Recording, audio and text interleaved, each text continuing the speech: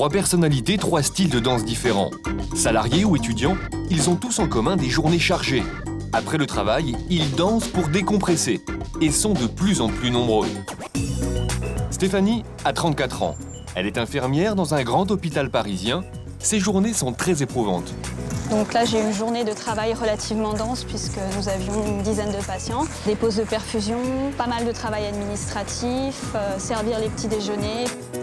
Pour évacuer cette journée, Stéphanie a choisi le coupé-décalé. Une danse ivoirienne qu'on a beaucoup dansée l'été dernier en France. Une danse aux figures vraiment expressives. Et on se relève en grippe-aviaire. Position, comme un poulet, ici. Et un poulet malade, ça donne quoi? Ici, on est bien loin de la valse. Vous l'aurez compris, la tendance est au défoulement. Danser après le travail, plus de 2 millions de Français le font chaque semaine. D'ailleurs, un mois après la rentrée, la plupart des cours affichent complet. Au cours de coupé-décalé, danser n'est plus un simple loisir, c'est un exutoire. Ça te donne de l'énergie, c'est pas super compliqué, c'est pas technique. C'est vraiment, comme dit Maïmouna, tout est dans le style en fait. Et du style, le coupé-décalé n'en manque pas. La preuve aussi avec le nom des pas de danse. Le kolgata, le bisou-bisou, le décalé chinois et l'incontournable grippe-aviaire font oublier les tracas du quotidien. Là, c'était juste entraînement. Là, vous y allez pour de vrai. OK? Oui! Vous êtes là? Oui! OK, c'est parti. 5, 6, 7, 8! Au-delà des bienfaits physiques, le coupé-décalé peut aussi révéler des personnalités. Stéphanie, au début, elle était assez renfermée.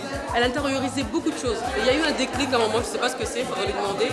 Mais elle a eu un déclic et après, c'est complètement lâché. Et là, à chaque fois que je la vois danser, j'adore. Apparemment, ça marche. Pour 18 € par semaine, Stéphanie suit le cours depuis maintenant 5 ans et ne s'en lasse pas. Je pense qu'effectivement, ça permet de se libérer un petit peu de toutes les choses qu'on ne peut pas faire ou qu'on ne peut pas dire dans la vie. Et donc voilà, donc on se vide aussi bien la tête. Et, je pense que c'est un bon antidépresseur. Si pour certains, la danse sert à se défouler après le travail, pour d'autres, elle est le prolongement d'une passion. C'est lors d'un voyage d'entreprise qu'Elisabeth, responsable commerciale, a découvert l'Inde. Depuis, elle est accro. C'est un temple dédié à Ganesh, le dieu à la tête d'éléphant. C'est le dieu vraiment le plus connu en Inde. Toutes ces petites boîtes portent beaucoup de couleurs, beaucoup de kurtas indiennes. Enfin, tout ça, ça fait partie de l'univers Inde. Et enfin voilà, moi c'est ce qui me touche. Pour prolonger le voyage et s'évader à Paris, Elisabeth pratique le Bollywood, une danse à grand spectacle inspirée des célèbres films indiens.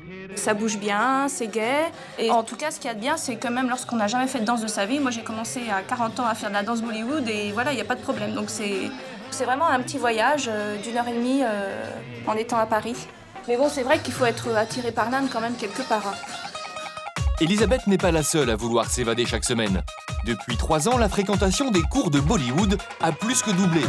Déhanchés, gestes gracieux de la main et mouvements des pieds, ici les danseurs viennent apprendre les chorégraphies vues dans les films. Ensemble, ils interprètent une danse moderne, mais parfois inclassable. Le Bollywood reprend des tendances modernes, comme le modern jazz, le hip-hop, la salsa, la danse orientale, pour essayer justement de correspondre à ce public occidental qu'il essaye de toucher au fur et à mesure. Ce mélange exotique demande au minimum 2 mois d'effort.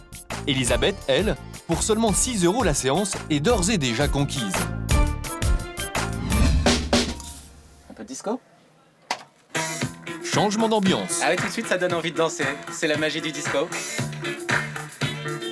Et tout de suite, tout le monde sourit, tout le monde est content, c'est le disco. Lui, c'est Michel Vedette. Il a inventé la danse la plus facile à apprendre. Comme tous les mois, il se prépare pour aller donner son cours. Voilà, je vais faire mon sac, micro, pistolet laser, un brumisateur, on sait jamais. Serviette, parce que je transpire énormément. Et là, je vais prendre mon survêt. Ah non, il est sale, mon survêt. Je vais prendre celui-là, tiens.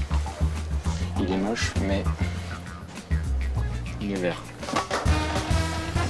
Michel Vedette n'est pas un prof de danse comme les autres. De son vrai nom Frédéric Casse, il a multiplié les petits boulots avant de trouver sa vocation, devenir chorégraphe, rien que ça. Il y a 3 ans, il a créé son école de danse. Le succès est immédiat. Aujourd'hui, Michel compose même ses propres musiques avec l'aide de DJ River, son producteur et fan de la première heure. Il danse pour de vrai. Genre c'est pas un truc technique, pas naturel, ils dansent. Les gens dans la danse, ils dansent pour eux, pour le spectacle. Moi je danse pour moi, pour le spectacle, et pour que tout le monde vienne danser. Vous l'avez compris, le spectacle avec Michel, c'est tous les jours. Alors ce qui est bien, c'est que moi je suis un mélodiste hors pair. Et lui, c'est un faiseur de hits. Eh oui, mais non, mais la thune qu'on va se faire, la danse, la musique, Michel Vedette.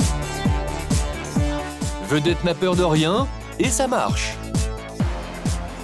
Voici Jonathan, il est en médecine, demain il a un examen capital, mais contrairement à ses camarades, il ne va pas réviser, mais danser toute la nuit avec Michel Vedette. Certains pensent que c'est pas une bonne idée, mais moi je pense que c'est bien parce que le meilleur moyen justement de décompresser, c'est de penser à autre chose la veille. Il n'y aura plus qu'à se concentrer sur l'examen en lui-même et plus penser qu'à ça, quoi. Jonathan a l'air sûr de lui. Direction le cours de Michel Vedette. C'est parti.